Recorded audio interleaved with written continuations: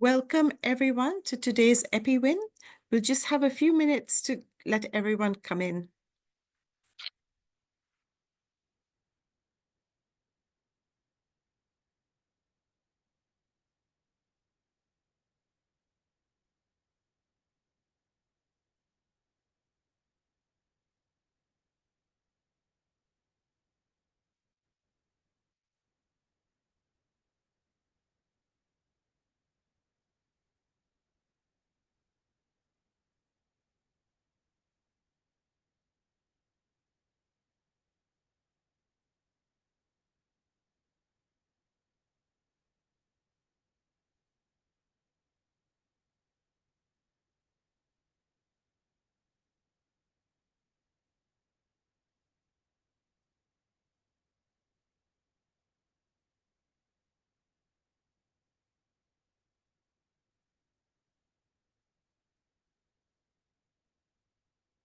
Good afternoon, good morning, and good evening to everyone.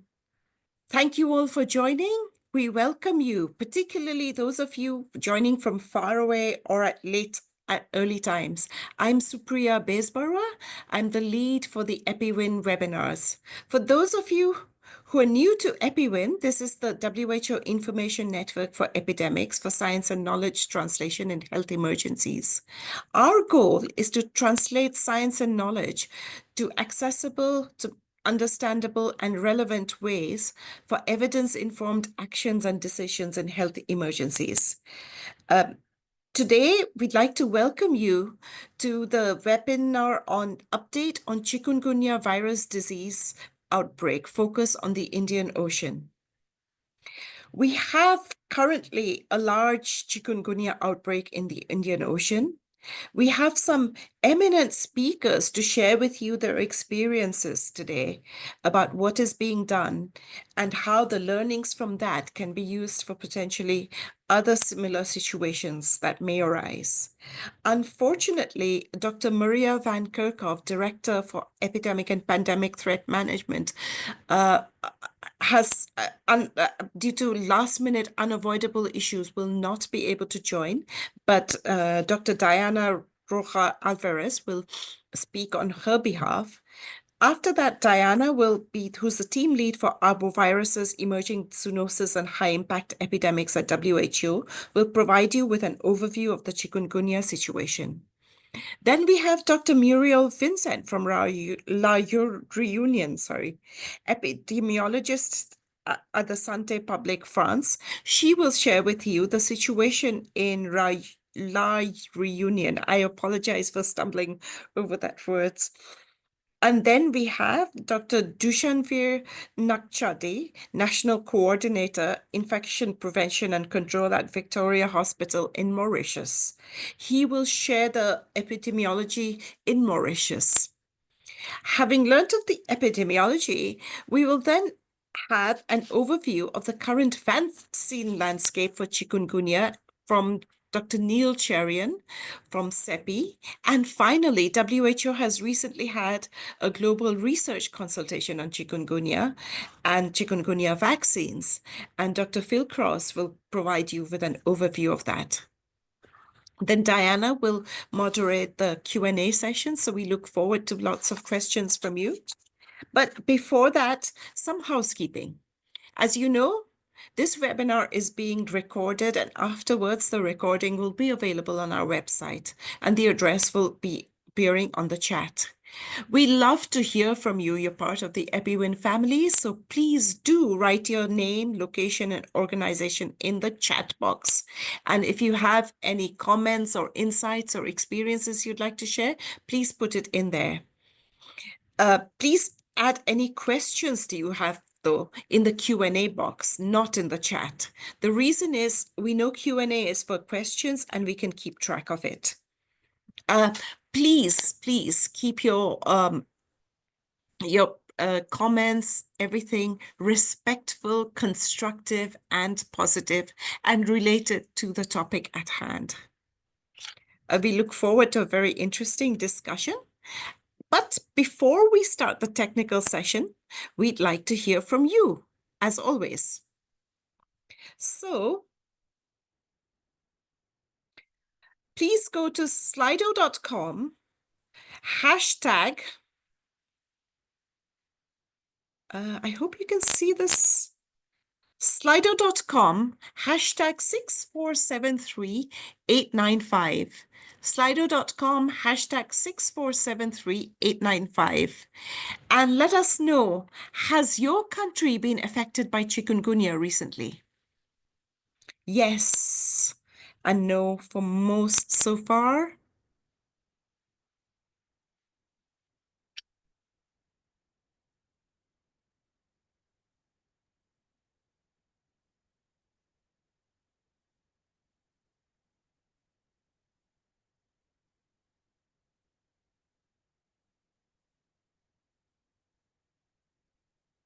No for the majority of you, but quite a few of you have been affected as well, 30%.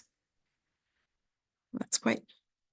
We have 82 respondents. Come on, we'd like to hear from more of you.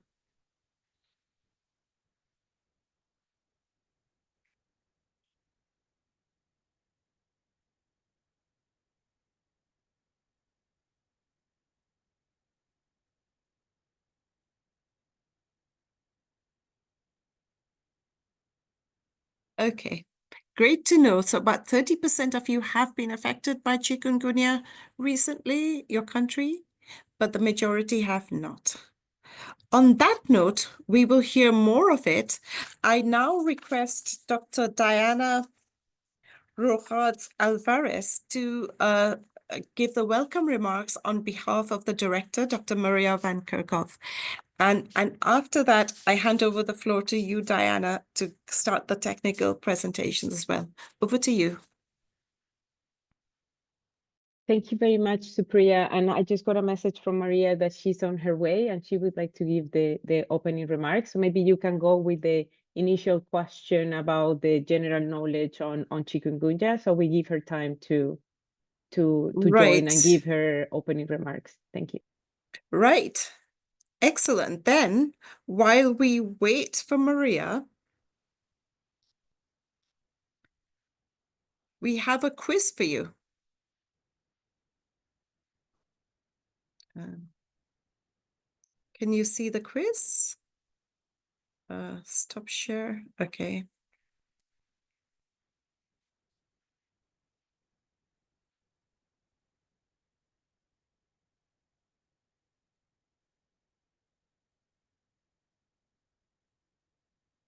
Maria just joined, Supriya, so Okay. you can give her the floor. Welcome, Maria. Thank you for joining in spite of a very busy time. The floor is yours for the opening remarks. Thank you so much. And I'm so sorry that I am a few minutes late to this, running between meetings. My deepest apologies. So thanks very much for welcoming me to this webinar on chikungunya. So 2 years ago, almost to the day, WHO hosted an EPI-WIN on chikungunya to raise awareness about the prevailing chikungunya outbreak in the Americas, where case numbers were escalating drastically as compared with the preceding 5 years and expanding geographically, causing large case numbers in non-immune populations, with an extensive toll on healthcare facilities and increased mortality noted in Paraguay and parts of Brazil. At that time, although transmission was noted in some countries in Asia, there was relative calm since large outbreaks traversed the Indian Ocean islands and several mainland countries in 2005 to 2008. The current outbreak of chikungunya in La Réunion, Mauritius, and Mayotte in the southwest Indian Ocean islands, after an interval of almost 2 decades, highlights the potential for resurgence and rapid circulation of this virus, despite an initial high attack rate within the population. The occurrence of severe disease in patients over 65 and in newborns infected during birth or soon afterwards highlight concerns about the impact of the disease on vulnerable populations. This information gathered during these outbreaks is absolutely critical to our understanding of transmission dynamics, in particular in immune populations, and how the picture may change with the availability of new countermeasures, such as vaccines and potentially new vector control tools. In March 2022, the World Health Organization launched the Global Arbovirus Initiative to strengthen coordination, communication, capacity building, research, preparedness, and response capacities necessary to mitigate the growing risk of epidemics due to arboviral disease. Since the inception of the Global Arbovirus Initiative, WHO and partners have made progress on several fronts. First, in developing models and risk maps of infectious disease hotspots to better identify where to invest resources and build capacities. Second, in supporting countries in development of epidemic preparedness plans under the umbrella of Preparedness and Resilience for Emerging Threats framework. Next, convening a global guideline development group to produce updated clinical guidance for the management of arboviral diseases, to encouraging the maintenance of diagnostic capacities and the introduction of maintenance of sequencing capacities where feasible that benefited from the capacities built during the COVID-19 pandemic, enabling a rapid local confirmation of disease transmission, as well as advancing arbovirus research agendas. Our ultimate goal is to reduce morbidity and mortality due to chikungunya and other arboviral diseases by moving from the posture of reactive outbreak response to that of building preventative capacities during and after outbreak periods to better mitigate the impacts of moving forward.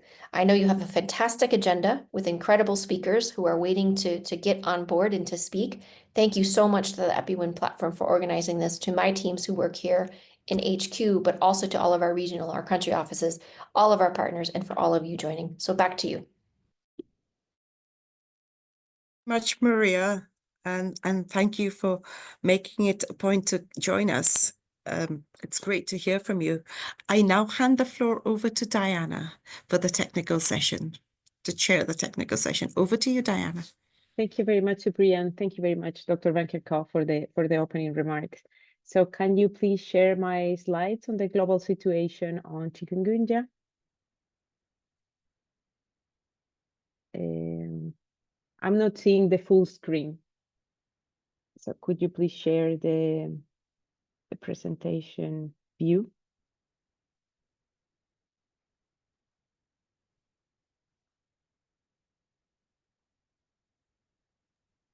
So Diana, it's in the presentation mode.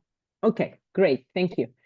So, well, as mentioned, I will give the global update on chikungunya virus disease. Next slide, please. So I'm going to briefly describe what chikungunya disease is, given that some of you might haven't heard about chikungunya. So chikungunya disease is an acute febrile illness caused by the chikungunya virus that is transmitted by the bite of an infected mosquitoes. Usually it's an Aedes mosquito, which would be Aedes albopictus or Aedes aegypti. The virus it belongs to the alpha virus family.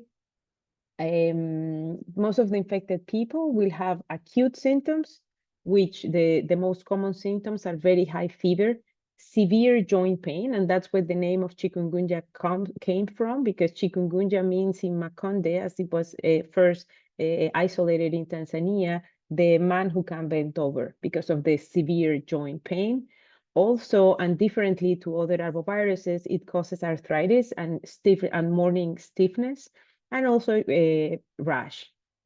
Differently from other arboviral diseases such as dengue and Zika, because the mosquito that transmits chikungunya is the same mosquito that transmits dengue and Zika. Chikungunya can evolve to a chronic disease, so it can last for up to the subacute phase. It goes up to 3 months, and then when the person has symptoms for more than 3 months, it's characterized as chronic disease, and about 40 to 50% of the people with acute disease can progress to chronic disease that can last for years. The severity of chikungunya will vary by age, but the extremes of lives are the more affected. So we have the elderly and people with comorbidities are at greatest risk for severe disease, but also the newborns and very young infants through vertical transmission through birth. The overall case fatality rate is low, is less than 1%. However, when you have very large outbreaks with thousands of cases, then you can start seeing a large amount. And also, if the population that is affected are the elderly or people with comorbidities, then this number becomes significant. As I mentioned before, the disease burden is mainly due to chronic disabilities and the severe impact on the patient quality of life. Next slide, please. Here you can see a map of the co-circulation of the different arboviruses that are transmitted by Aedes mosquitoes. So in blue, you can see there the transmission of dengue, the areas where there is transmission of dengue, Zika, and chikungunya simultaneously. Then in blue, the ones that have transmission of 2 of the 3 viruses. And then you can see some of the countries that have just transmission of chikungunya or just transmission of dengue virus, but we don't have any country that just has transmission of Zika virus. We have around more than 130 countries at risk because there is the vectors are present, and around 5.2 billion people at risk living in these areas, and 115 countries that have reported at least once chikungunya transmission. Next slide, please. The factors associated with chikungunya virus transmission, so environmental and ecological conditions, because it's a vector-borne disease.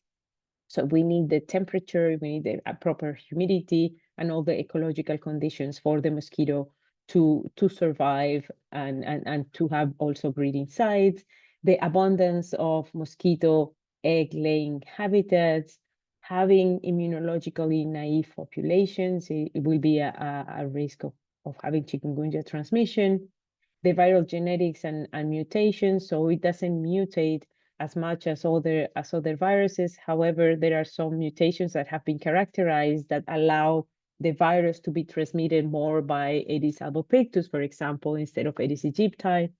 And this happened 20 years ago. And also the attack rates of the outbreaks might be explained by the surveillance practices. So now we see we have better surveillance systems than a few years ago. So depending on the surveillance practices, also in each of the countries, we might be able to detect more cases. The season of the chikungunya introduction into a country or a region. So if, for example, there is a current large outbreak in a place, but chikungunya is introduced during winter, we might probably not see a very large outbreak, but if it's introduced in the right moment, at the right season, when there are more mosquitoes available, then it can start an outbreak. The mosquito densities and the activity of the mosquitoes, the vector control measures that are in place in each of the places, and of course the lifestyle difference also play a role in the transmission of chikungunya virus. Next slide, please. Here, there is a map, just wanted to show that there are different lineages in chikungunya. It's not as complex as other arboviruses, such as dengue, where you have very significant differences between the different serotypes. Here, the lineages are different, but not as different, that will not create long-term immunity. However, we are still learning about the duration of the immunity after chikungunya infection. What I want to highlight here is that there was a very large chikungunya outbreak 20 years ago, as Dr. Van Kerkhove mentioned, that started in the coast of Kenya, and then this Indian Ocean lineage spread very quickly into La Réunion, Mauritius, Mayotte, and then it continued spreading into the Southeast Asia, countries like Sri Lanka, Singapore, Thailand. They have very large outbreaks back then. And after that, there was an emergence of chikungunya virus in the Americas in late 2013. And since then, it's been endemic in the Americas.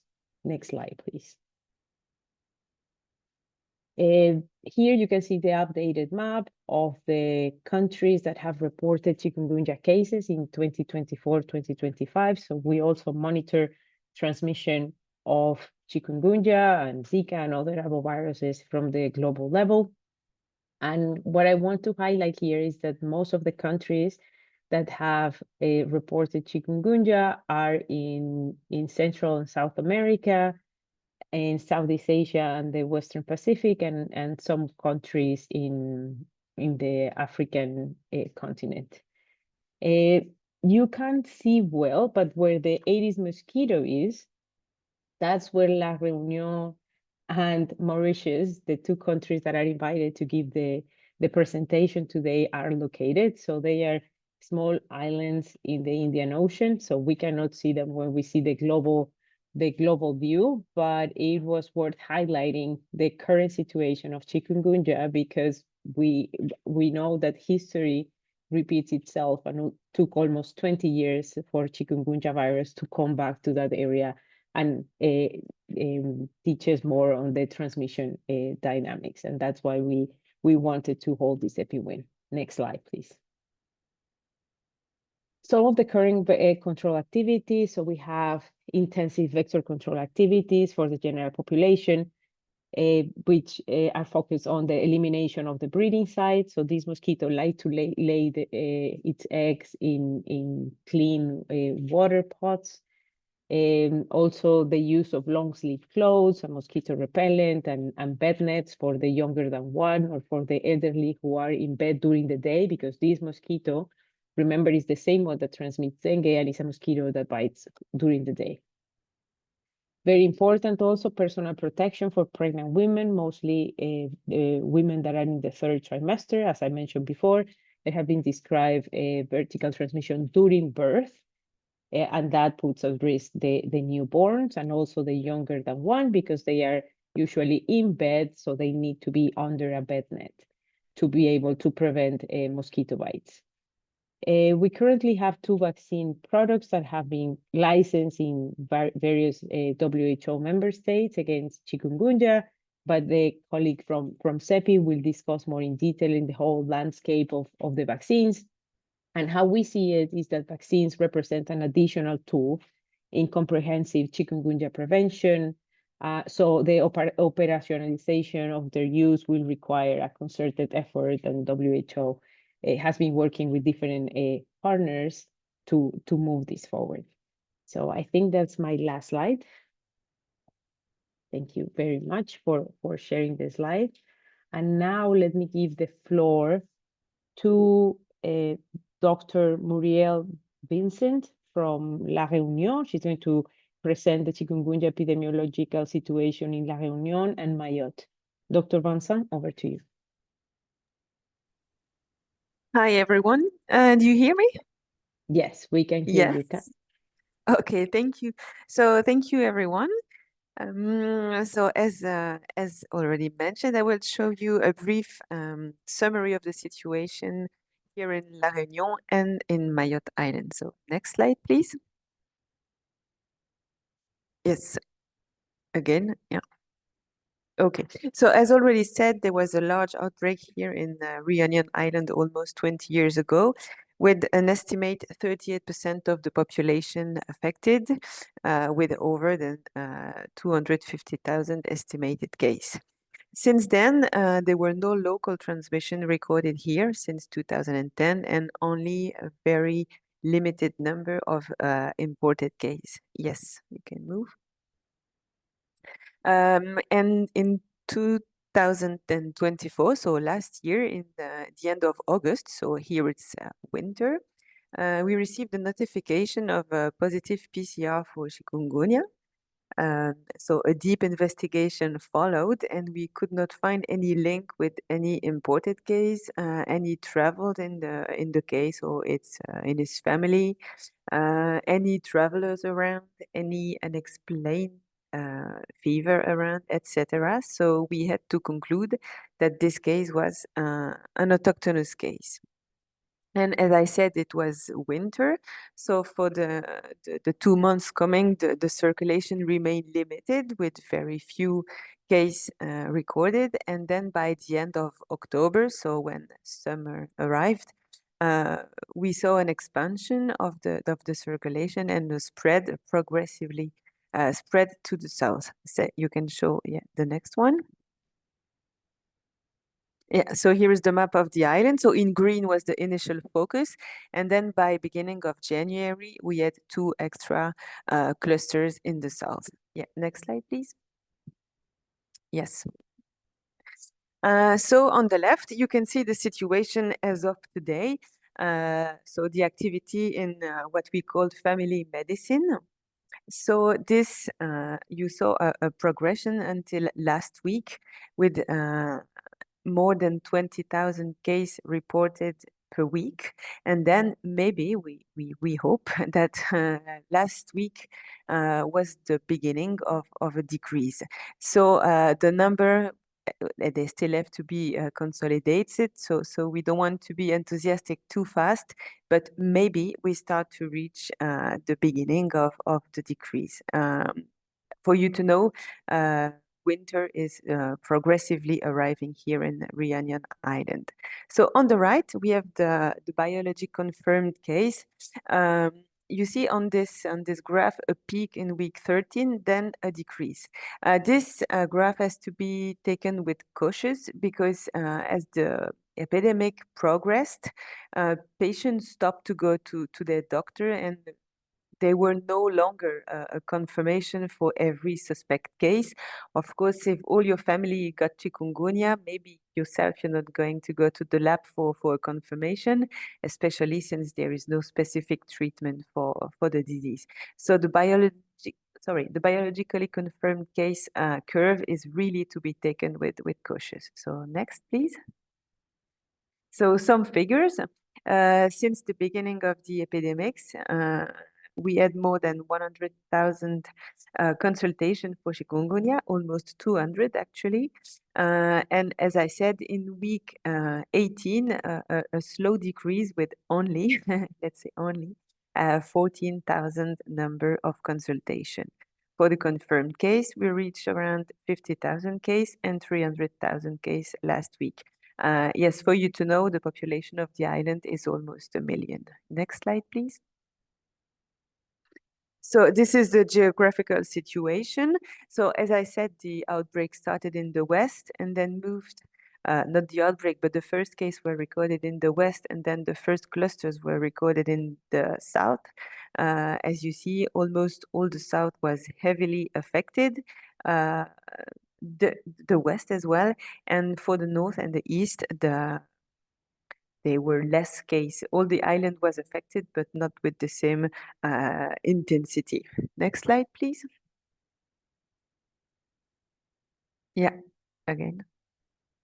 So this is the activity in emergency department. So we monitor the activity in all the 4 district hospitals. So in dark blue, it's adults, and in light blue, these are pediatric consultation. So we saw again, someone is asking me to turn my camera. I don't know. So a peak, and then again, we hope that for the last 2 weeks, we saw the beginning of a decrease coming. The proportion of patients hospitalized after consulting in the emergency department remained quite stable all over the week. And again, as I said, for the confirmed case, of course, not all the hospitals were affected the same based on their geography. Regarding cases that were hospitalized, we received notification of around 300 hospitalization. As written, it's not a mandatory notification, so probably there were more hospitalization than 300, but we were informed of these 300. And we saw 3 distinct populations that got hospitalized. This was interesting. We saw case hospitalized on the pediatric ward, mainly for pain management. So they were kids below 5, most of them, that need to be hospitalized for pain management because of heavy pain that require often opioids. And so they did not need to stay long in the hospital, but the pain was really heavy. Another category of person hospitalized were pregnant women for the management of fever during pregnancy, because it can cause fever can be abortive. And also those women, they were followed to prevent the risk of maternal fetal transmission, as this may occur if the mother got chikungunya at the time of labor. And also people above 65 years with comorbidities were also some of them were hospitalized. Next, please. With regard to severe case, at this day, we got 70 notification of severe case. Most of them, not most of them, but half of them were old people with comorbidities. They got organ failure. Some of them got chronic renal failure, and then they had an acute renal failure on top of it. The other half of the population was newborn under 6 months that also need pain management, but they also got respiratory distress or encephalopathy.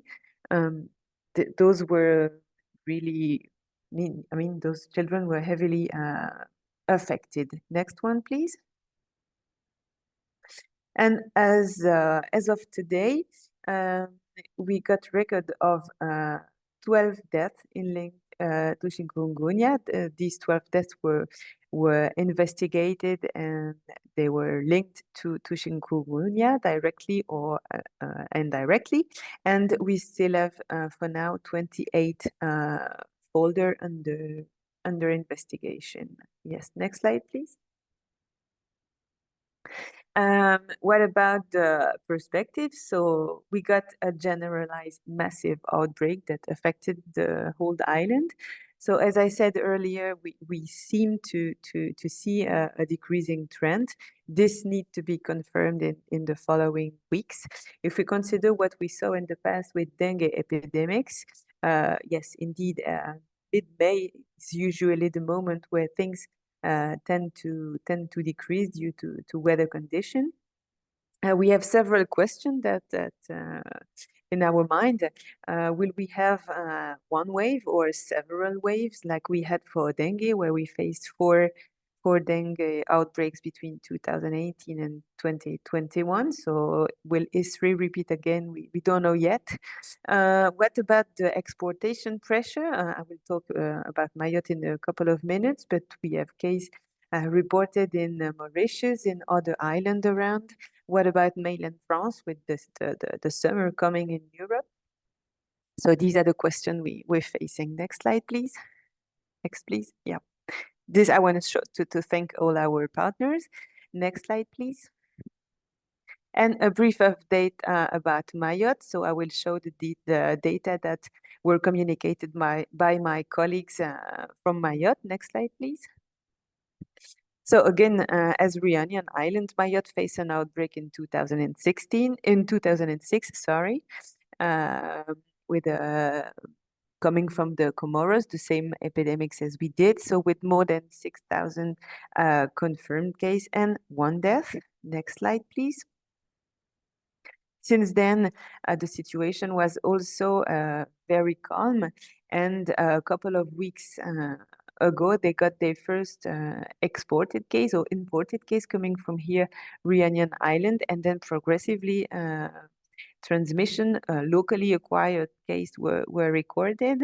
And as of today, so they almost reach 100 case. It's essentially the eastern part, the central eastern part of the island that is affected.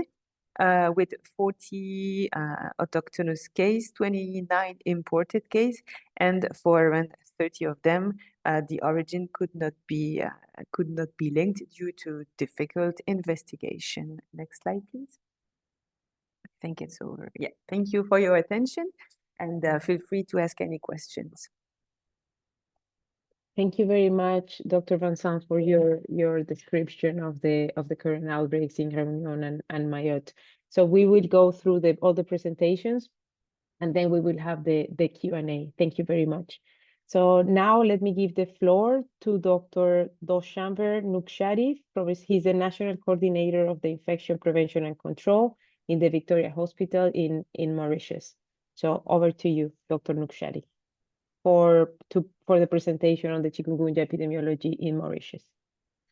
Thank you for having me. So I'm Dr. Nukshari from the Ministry of Health and Wellness. Next slide, please. So our first local case was on the 15th of March 2025. And as La Réunion as well, we had our outbreak in 2006, but then we had no cases until March. And the first case was an imported case that came from La Réunion itself. As you can see from the graph, this is each day. The trend is it's an increasing number of cases every day. Next slide, please. So this is the number of weekly confirmed cases of chikungunya in the island of Mauritius. And I think this graph, you can see it a bit more clearly. The number of cases is increasing. We were expecting that maybe in May, maybe in beginning or middle of May, that there will be a drop in cases because we are supposed to start to go into winter. So the temperature is supposed to drop. But recently we had quite a lot of rain. And we also have noticed that after the anticyclone that was here recently, the temperature has gone up again. So there's a proliferation of mosquitoes, potentially of vectors. So we should probably anticipate the next few weeks that the cases will still be high. We're still having about 10 to 15 cases every day now. Next slide, please. So this is just a disaggregation. We see more cases among the males, which is quite typical in the island of Mauritius, probably because of the way that the males tend to work and go out, and they are more exposed to the vectors. In terms of the age group, we see more cases in the age group of 40 to 59-year-old. However, this is not age standardized, so we have to look at it with caution. But it looks as if probably this age group of 40 to 59, because they're going more out to work, they tend to be more exposed as well to the vector. Next slide, please. So there are additional cases as well, 28 imported cases from La Réunion, which is not included in the previous graphs. And as of today, now there's one more imported case from La Réunion. And there are also 17 cases in the island of Rodrigue. So the Republic of Mauritius consists of multiple different islands. And the biggest one is Mauritius, but the second largest one is the island of Rodrigue. So they also have a few cases of chikungunya there, although it doesn't look as if it's progressing rapidly in Rodrigues right now. Next slide, please. So initially, most of our cases were being admitted to the hospital, and this is because of our local protocols, not because it was severe cases of chikungunya. So the protocol here is to, even for dengue, is to admit patients who are viremic until their PCR is negative, PCR of the blood is negative. This has changed recently because of the number of cases that we are having. So now a lot of cases are going for home isolation. So the protocol has changed, less than number of cases admitted. 0% deaths, then nobody has died because of chikungunya as far as we know. And none of the cases were severe enough to be admitted to the intensive care unit. Next slide, please. So this is just a graph. The red circles represents the active chikungunya cases in Mauritius, and you can see that most cases are in the north of the country and the northwest of the country. This is typical for dengue also. It tends to proliferate in these areas. It is mostly along the coastline because this is the area where we get most of the vectors of the mosquitoes. Just to mention, we have a triangle there showing the dengue cases. So we also have an active outbreak of dengue ongoing in the island, but there are far more cases of chikungunya right now than dengue cases. That's it for me. Thank you. Very much for your presentation. Now I will give the floor to Supriya. She wants to share a quiz. So we make it interactive before giving the floor to Neil, our colleague from CEPI. Supriya, over to you.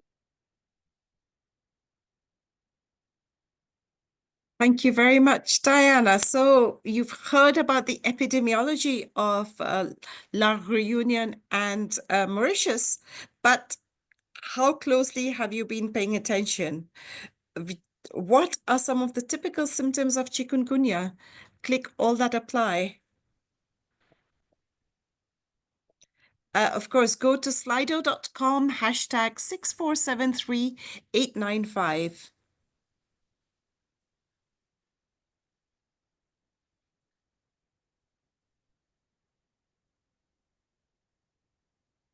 Sorry.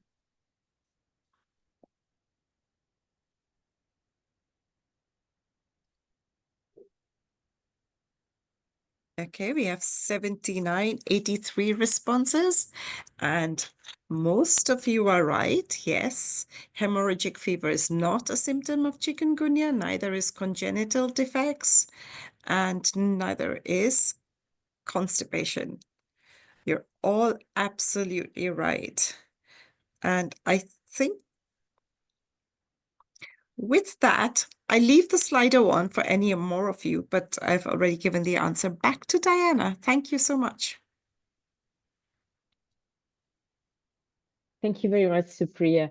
So now I will give the floor to Neil Sherian who is the Senior Biosecurity and R&D Program Management of the Coalition for Epidemic Preparedness and Innovation, CEPI, who will talk about the overview of the current vaccine landscape for chikungunya. There are several questions in the Q&A, so I'm pretty sure you will be able to address some of them. So over to you, and thank you very much for participating.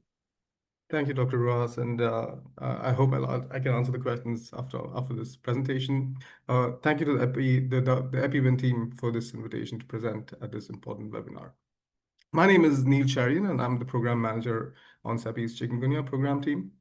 As most of you know, CEPI and the European Commission have been supporting advancement of chikungunya vaccines since 2019. And today I'll briefly present an overview of the chikungunya vaccine development landscape and highlight the two licensed chikungunya vaccines. If you move to the next slide. Thanks. In terms of earlier stage vaccines, on the left of all our screens, you'll see that there are a number of candidates in preclinical testing using a range of approaches and platforms. And all of these candidates will require further non-clinical, clinical, and manufacturing data as they advance through phase 1, 2, and 3 development. Vaccines in phase 2 are really just two. One is the Bharat Biotech inactivated 2-dose vaccine, or BBV87, which has completed phase 2 trials. And the other program is the Merck Hillman Labs 2-dose measles vector chikungunya vaccine, both of which were supported by CEPI and the European Commission through phase 2 testing. Other earlier stage vaccines in phase 1 include University of Oxford's ChAdOx vaccine candidate and Moderna's mRNA vaccine candidate. It goes to say that not all of these programs are active. Some of them have been put on hold by the developers for various reasons, but they're here on the slide so everyone is aware. Importantly for the slide, you see that there are now 2 licensed vaccines for chikungunya, namely Valneva's IXCHIQ, which is a live attenuated vaccine, and Bavarian Nordic's Vimkunya virus-like particle vaccine. Both these vaccines are single-dose vaccines licensed by the US FDA, the European Medicine Agencies, and also the UK Medicines and Healthcare Products Regulatory Agency.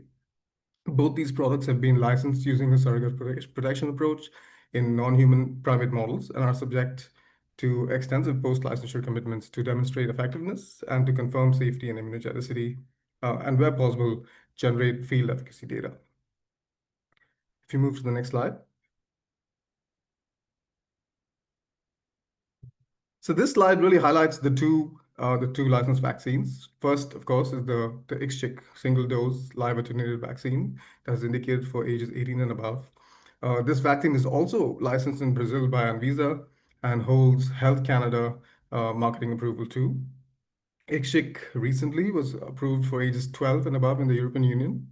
But most notably, as all of you know, IXCHIQ was used in the La Réunion outbreak, and following serious adverse events in older subjects with multiple comorbidities has been suspended for use in age 65 and older.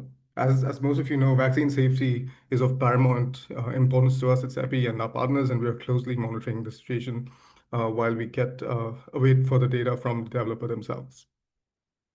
In terms of access, the IXCHIQ vaccine, the Valneva vaccine has been transferred to Institute Butantan in Brazil and will be developed as a local product, which we expect to be licensed by the end of this year. CEPI is supporting post-marketing studies of this vaccine and also an additional tech transfer to Serum Institute of India to further expand access of this product in affected countries.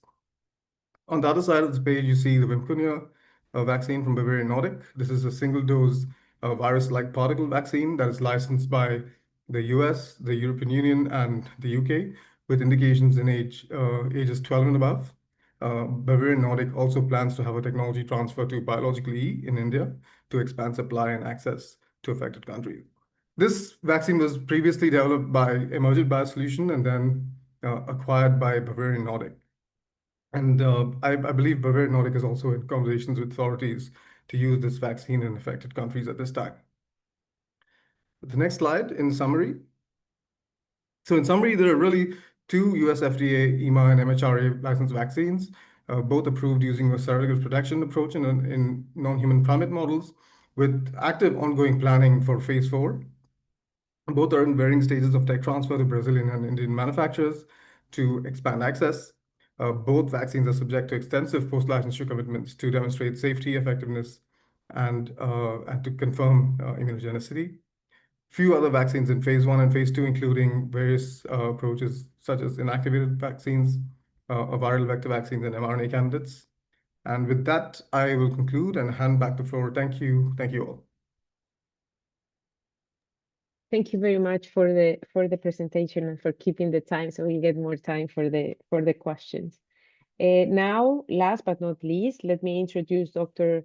Phil Cross, who is a consultant in the R&D blueprint for epidemics at WHO, who is going to share with us the outcome of the recent global research consultation on chikungunya vaccines. Phil, over to you. Thank you for inviting me. I'm going to talk about a recent consultation by a collaborative open research consortium, a CORC, that discussed chikungunya viruses and specifically vaccines about a month ago. And as you know, much has happened in the last month, and I'll try to provide some updates as we go through. And I'll also try to avoid saying things that other speakers have already said in the interest of time. Next slide. So the Collaborative Open Research Consortia are part of WHO's pathogen family approach, whereby because we cannot predict what the next pandemic is going to be, the plan is to develop research agendas for each pathogen family with PHEIC potential. And so this particular meeting was organized under the auspices of the flavivirus CORC in support of global pandemic preparedness. And there are CORCs in many other virus areas as well. Of course, chikungunya is an alpha virus, and there will, I think, soon be an alpha virus CORC as well. With the ongoing outbreaks, the key goal of this meeting was to determine what research should be done to fill critical gaps in understanding of chikungunya, its prevention and treatment, and to provide recommendations to authorities in the affected countries and other stakeholders. By assessing evidence, identifying gaps, exploring methodological approaches, and outlining regulatory and policy requirements in the context of study designs for vaccine evaluation. And the prioritization committee had identified chikungunya and Venezuelan equine encephalitis virus as high priority pathogens with high pandemic potential, and also as prototype pathogens, and had already identified as priorities monitoring the efficacy of the vaccines and facilitating development of more alpha virus vaccines. Next slide. Now, you've already heard quite a bit about the epidemiology of chikungunya in all of the affected areas, Réunion, Mayotte, and Mauritius, and so I'm going to skip this slide. Next slide, please. There was a panel to discuss the epidemiology, and at this panel, it was noted that key factors in the epidemiology of chikungunya include the climate and weather patterns. There's significant heterogeneity in exposure, even within a country, because of differences in vegetation and altitude, as well as other factors that can influence the distribution of mosquitoes. And of course, the good news is we've heard that as we're moving towards winter in these countries, that the likelihood of transmission will decline as the mosquito vector declines. Antibodies in recovered individuals persist and have some efficacy, but may not be completely protective. But I think we see the fact that the incidence of chikungunya declined after previous outbreaks, especially in Réunion, indicates that the antibodies are highly protective after an infection. It was noted that co-circulation of other alpha virus could confound diagnosis and antibody evaluation. The results of antibody test evaluation of the results of antibody tests. The key strategies are noted, of course, to be vaccine use, especially vector control and surveillance, and key needs in epidemiology were considered to be learning about population immunity needed to prevent outbreaks. And there, I think we're learning a lot already from these outbreaks in Réunion, Mayotte, and moving towards Mauritius. Differential diagnostic testing in order to distinguish chikungunya from other similar diseases, having vaccine stockpiles ready, modeling in order to predict the trajectory of outbreaks depending on previously existing immunity, various kinds of uptake and outcomes research, and the suggestion that immunoglobulins be tested at the time of diagnosis to study the role of previous immunity, as well as more safe vaccine safety and efficacy data. Next slide. We've heard a nice presentation about the two vaccines. And so there, what I'll just say is that in each case, these vaccines were licensed based on immunological endpoints, which were selected based on the ability of passively transferred antibodies to protect animals. It's a little bit of an unusual licensure pathway. And so this has left regulators with a desire to have more information about safety, especially about the efficacy of these vaccines, but of course also the safety. And the recommendation then that the manufacturers of these vaccines perform pragmatic clinical trials in order to get that additional information about efficacy. So the question came up of whether such trials could be done in the context of the current outbreaks. Next slide. We had discussions on individually randomized trials, cluster randomized trials, as well as observational studies.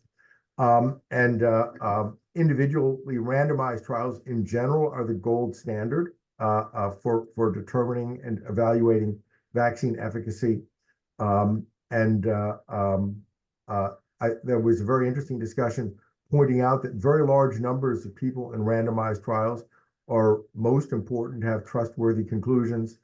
And the suggestion that randomizing the timing of vaccination within risk groups could provide a feasible strategy to support unbiased analyses and to fairly allocate vaccine, recognizing that strict enumeration of the people at risk is needed for all trials.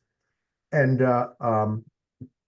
there were very interesting and important discussions about how collaboration could move us forward on these trials, as well as, I think, at the meeting, the potential to bring people together in order to form the collaborations needed to influence these or to implement these trials.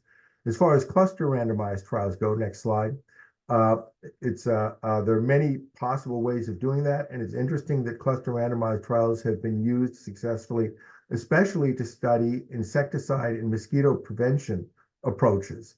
And some technical aspects of how cluster randomized trials could be performed were discussed. I think there were some caveats given as well, given that that as the virus moves around and as there can be temporal differences in what's happening, especially in an outbreak setting, that there's a potential for confounders in cluster randomized trial. And overall, I think there was less enthusiasm among the discussants for cluster randomized and individually randomized trials, although cluster randomized trials may in some cases be easier to implement. And then next slide, we also talked about observational studies, which provide lower confidence than randomized studies, but are a necessary alternative when randomized trials aren't feasible.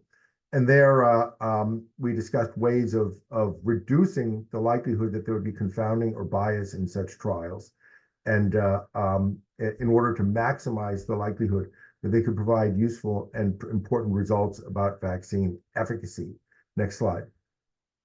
We heard from regulators who discussed some of the considerations in the original licensure, as well as the considerations for the post-marketing trials.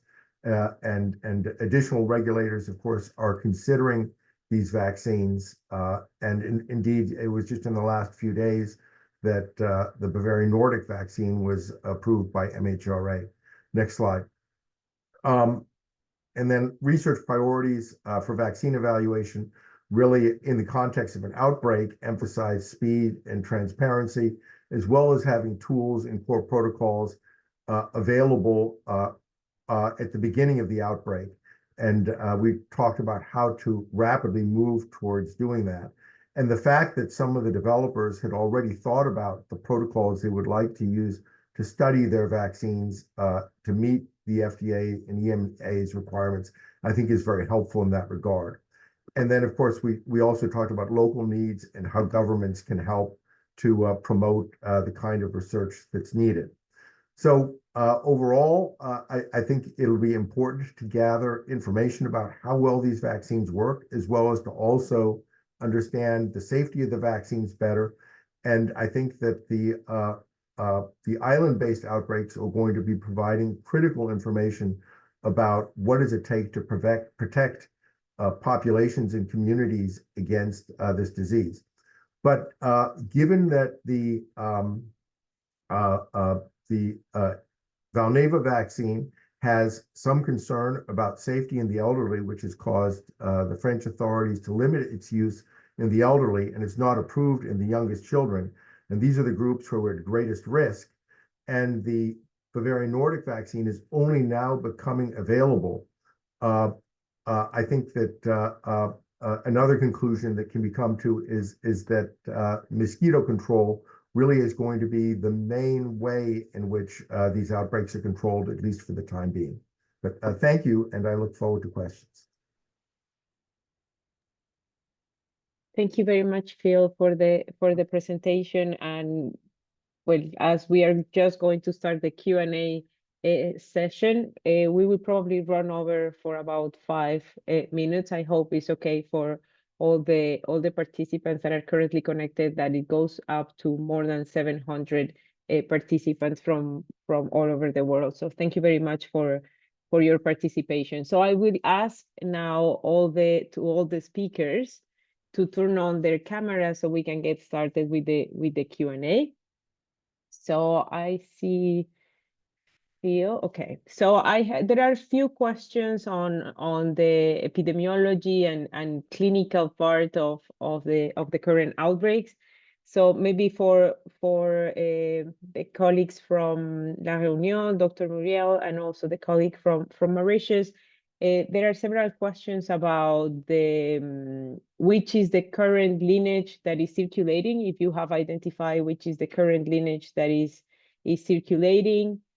Also, if you have seen a reinfection in La Reunion or in Mauritius, so if you could answer those questions, and also which kind of test are you using to confirm the cases, if it's just RT-PCR or you are using antibody testing. So I will pass the floor to you, Muriel, and then Dr. Doshanver also can answer the questions. So maybe Dr. Vincent, you can answer the questions about which lineage has been identified, and yeah, over to you. Okay, yes. So it's still the EXA lineage, as in 2005-6 that circulated at that time, yet it's not exactly the same. It evolved a bit, but the circulating lineage now still carries the mutation that gives adaptation to Aedes albopictus. So that's, I mean, we assume that's why we saw such an explosive circulation as compared to what we saw with dengue, for example, where numbers were not that high. For diagnosis, we use RT-PCR. Only a few patients got serology if they consulted later or something. But yeah, PCR is the main diagnosis tool. And yeah, the most interesting question about reinfection. So that's, as it usually said, we know that immunity lasts for long. but it seemed that we might got some reinfection here. So I used the conditional, and I'm very careful. We had the report of people saying, I got chikungunya in the past, I have it now again, but this is not confirmation. We might have some preliminary result that show that some patient could have been reinfected if we found patient with positive PCR, and in the same sample that we detect IgG as well. So further analysis will be conducted to detect if they are seroneutralizing antibodies or not. And yeah, this is what we are going to extensively search when we will have more time during winter, and that we could go back to patient files and to data, lab data, because it might be that for some patient, maybe immunity does not last forever. So that's a question that we are very interested in here in the island. Thank you very much. And something that Phil also mentioned is that how much do we learn from these chikungunya outbreaks, as we did in 2005, also from La Reunion and the Indian Ocean. So I will give now the floor to Dr. Doschnapper. Yes, so I would repeat what Dr. Muriel Vincent just said. So the strain that we identified in Mauritius at the Central Health Laboratory was the XA lineage, similar to La Réunion. The type of test we're doing in Mauritius is PCR testing. For all cases that we are notifying, they have to be confirmed by PCR. And in terms of reinfection, we are relying on data from La Réunion. And we suspect that there are cases of people who are reinfected, who are getting the infection once again, but they're getting it in a less severe form. But we are waiting for more data. There's no study per se on that topic. Thank you. Thank you very much for your answers. So I have some questions here about the vaccines. So it says, well, one of the available vaccines is a live attenuated virus vaccine, and live attenuated vaccines are generally contraindicated in those that are immunocompromised, and caution needs to be taken in pregnant women or breastfeeding persons. So which are the current recommendations for these live attenuated vaccines? So I think with regard to the Valneva vaccine, it's a live attenuated vaccine, and it is contraindicated by indication in immunocompromised individuals. For pregnant women, there's not sufficient data to say that this is productive or not productive for the fetus, and so that decision is subject to clinical decision making. For the Bavarian Nordic, again, it's a VLP, so it's likely to be safer in pregnant and immunocompromised individuals. But I can't. But we are still waiting to see further data from the Valneva and Bavarian Nordic programs to make very clear recommendations on both. Thank you very much. They are asking also about the level of vaccine effectiveness, like which are the difference on vaccine effectiveness between the two current vaccines, and why the limits related to their current use. Over to you. I'm not sure I fully understand that question. They want to know about the effectiveness of the vaccine and which are the current limitations to be able to use it widely globally. Maybe, Phil, do you want to take that question instead, if that's better? Sure. So I think both vaccines are believed will be highly effective, but the regulators desire to have additional confirmation of that efficacy because the predictions of efficacy were based on data on immunological data that was from people who were where serum from immunized people was shown to protect challenged animals, which is a little bit of an unusual way to approve a vaccine. And so I think the expectation is that the vaccines will be very effective. And so the limitations really are going to come around the contraindications and safety concerns. And we discussed some of those, and right now there are some safety concerns that are being investigated for the live attenuated vaccine, which are limiting the use of the vaccine also in the elderly in the affected countries, which I think is then also perhaps limiting the ability of that vaccine in particular to help some of the people who are at greatest risk for severe chikungunya disease. So we'll have to get more information on that. Somebody asked in the chat or in the questions about use of this as a traveler's vaccine.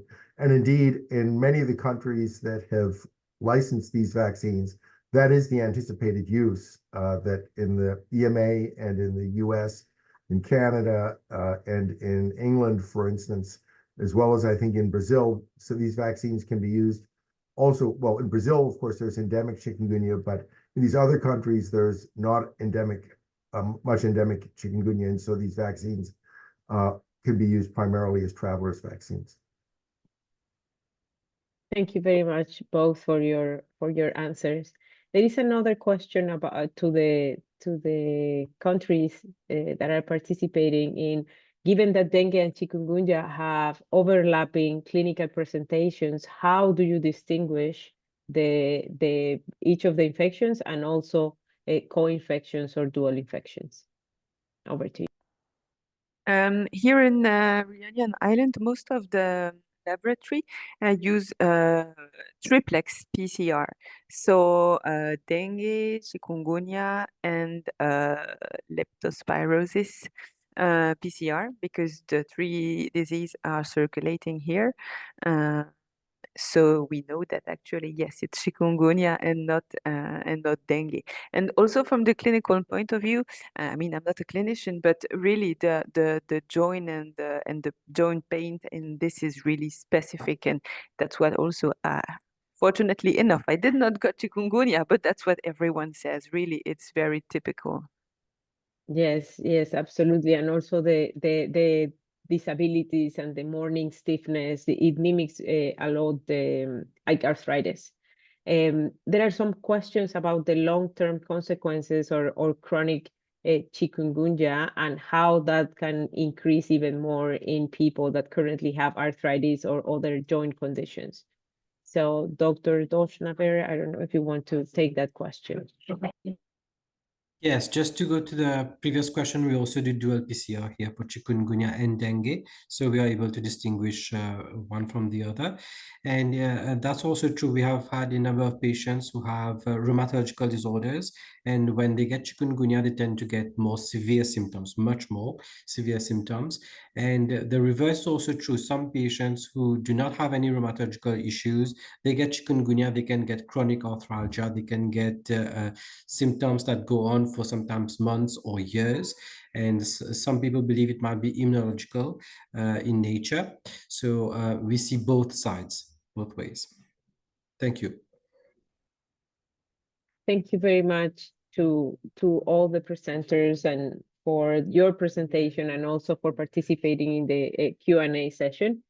So we are already running out of time, but we will make sure to answer all the questions that are currently on Zoom. We will contact you with the answer back. So I will hand over back to Supriya to close this EPI-WIN. Thank you very much to all the panelists for participating. Supriya, over to you for closing.